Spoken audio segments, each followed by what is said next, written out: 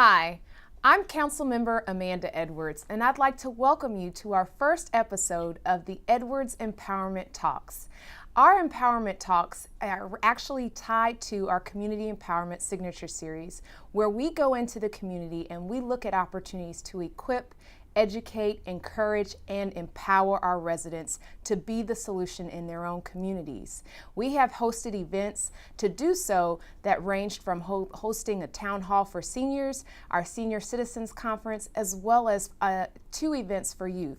One where we addressed the Me Too movement, in which we were trying to make sure that our young people were included in preventing and combating sexual assault, harassment, and misconduct. And the other where we talked about activism, where we tried to inspire and instill lessons about how to get active in your community in a strategic way.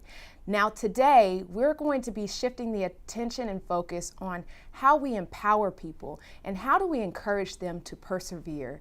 So when we thought about a list of who would be a good speaker, who would be someone whose story is a compelling story of perseverance, one name came to mind, and that is my dear friend, Daron Roberts, who has seen it all. He has gone through Harvard Law School, Harvard Kennedy School, but instead chose to go into a life of coaching and leadership. And so he has a very, very unlikely story of perseverance. In fact, I think he got rejected 31 times, and I'll let him tell his own story. But nevertheless, despite what his friends, families, and colleagues might have said, he continued to push forward to achieve his dream. And so without further ado, I'd like to welcome Daron Roberts. Daron, thanks for coming. Thank you so much, Amanda. I'm glad to be on with you. Absolutely. So I want to first talk about, Daron, just tell us a little bit about your background, where you're from, so people can get a little bit of a sense of who you are. Yes, I'm a 5th generation East Texan. I was born and raised in a small town called Mount Pleasant.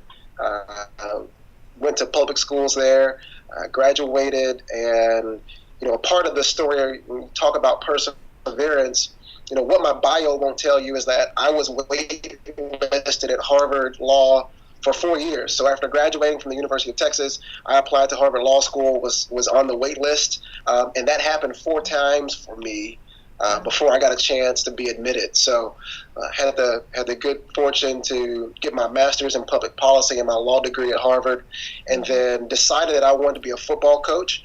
And so wrote a letter to every team in the NFL. And as Amanda mentioned, 31 of the 32, including your Texans, rejected me. Don't hold it against us, Daron. I'll still somewhat root for you guys this fall. But, finally got in to the Kansas City Chiefs as an intern, and then that led to 7 years coaching in the NFL and college. And now I'm a professor at the University of Texas, and I am the director of the Center for Sports Leadership and Innovation. Well, Daron, let's back up. Now, you wanted to go to Harvard, and you talked about the obstacles you had, the challenges you had. You knew you wanted to go in the direction of practicing law or government or policy. Tell us, what did you think you were going to do initially? So I think it's interesting. My dad gave a book to me about Thurgood Marshall when I was 6. And for some reason, I just really became enamored with the role of an attorney, the power of a lawyer to affect change. I remember watching and reading To Kill a Mockingbird and seeing Atticus Finch. And so that role sort of made sense to me in terms of empowerment. Mm-hmm. And so for me, the best place to go would be Harvard. And so that's why I chose Harvard Law as my number one target. So you thought you were going to end up practicing law in some way? Yeah, I thought I was going to practice law. I didn't know what kind of law, to be honest with you. I mean, really, to be honest, I thought that I was going into politics, and so my path probably would have been work in big law for a few years, go back to the district, run for state senate, and kind of work my way up from there. So that probably, it's interesting. I think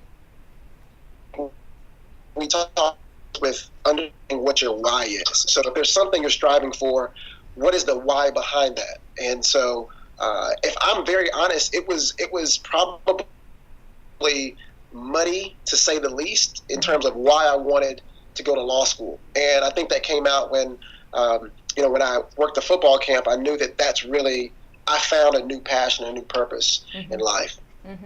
And so, Daron, tell us at what moment did you realize that this interest in football and coaching wasn't just an interest? I mean, to be frank with you, you didn't have a background in coaching in terms of professional background.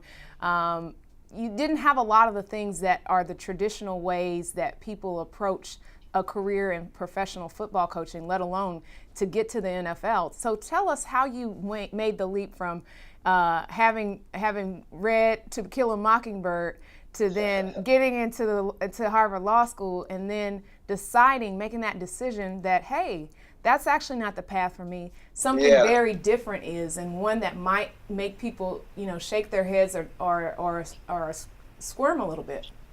I went to football camp to law school, and that experience reminded me of how football brings people together. So you got kids from the wrong side of the tracks, the right side of the tracks.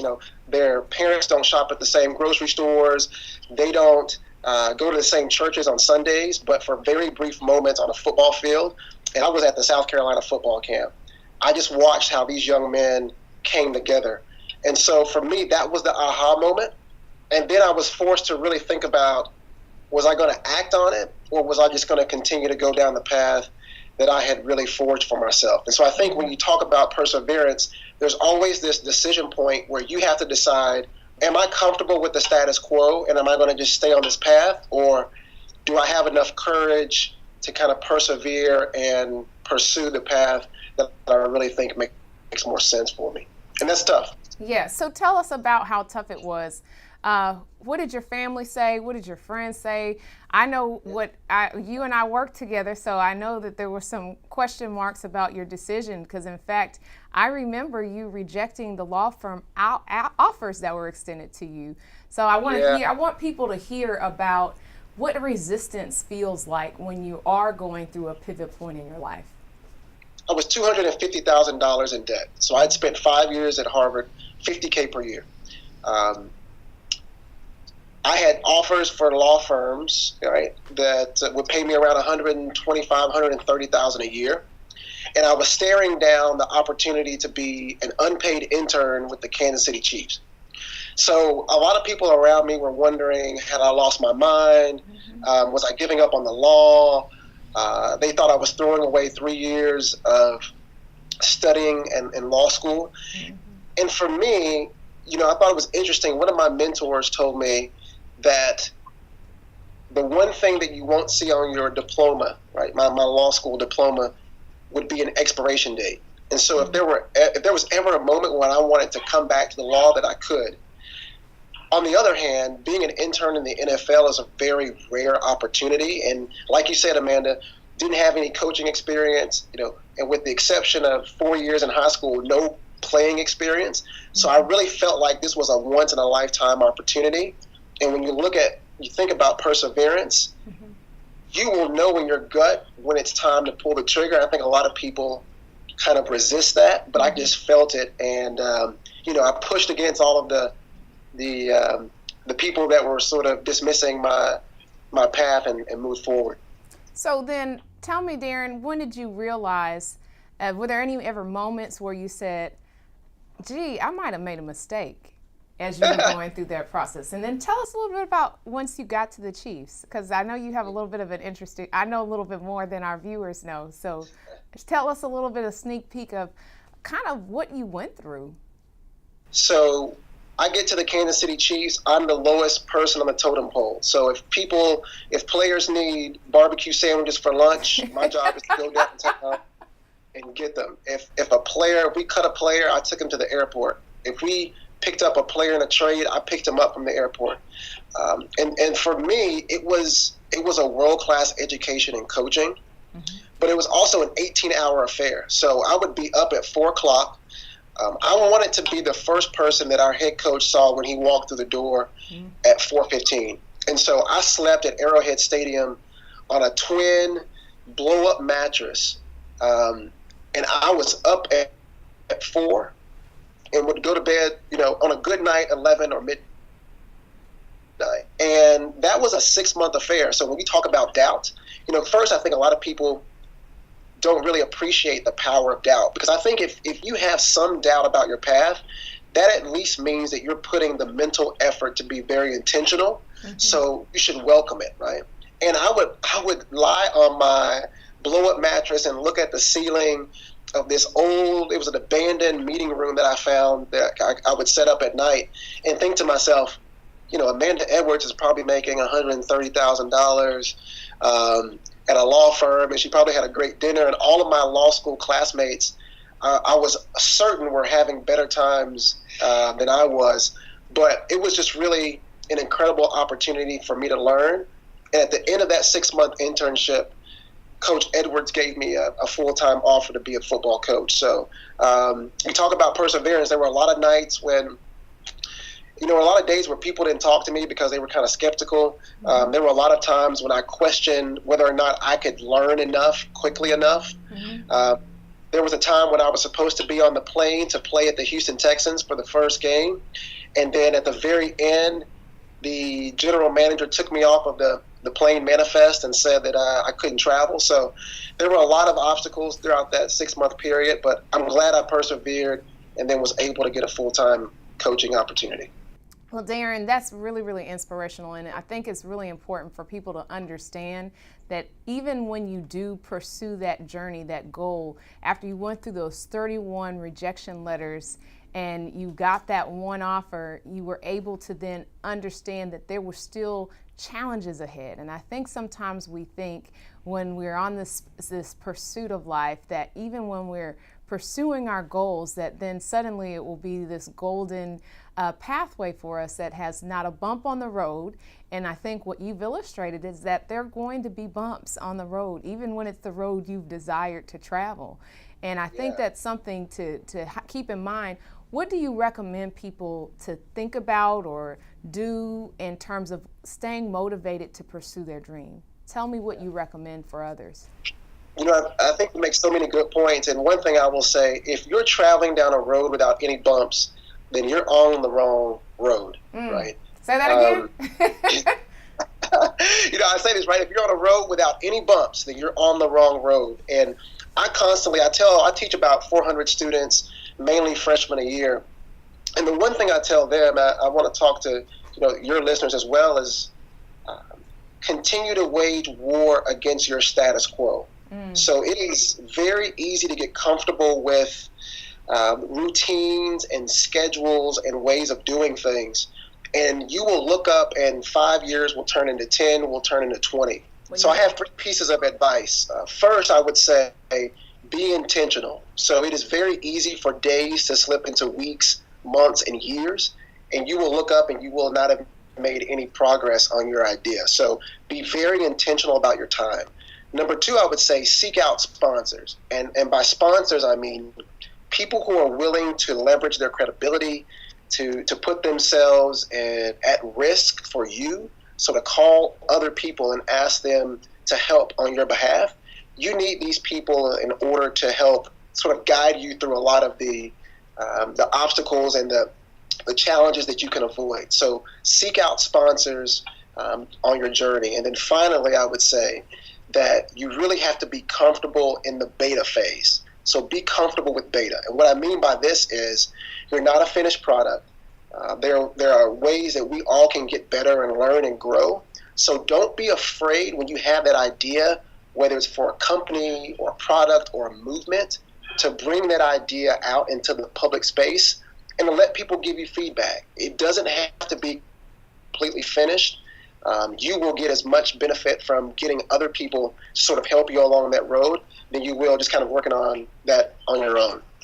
So you said find a sponsor. Let me make sure I have them right. Find a sponsor. Don't be afraid to show people the imperfect product so that they may be able to come on. And what was the first one? The first one was be intentional. Be intentional. So be intentional. Because I think it's very easy to get into a schedule and a regiment where 12 months will go by and you will not make any progress. That's right. Well, Daron, this has been more than inspiring, educational, encouraging.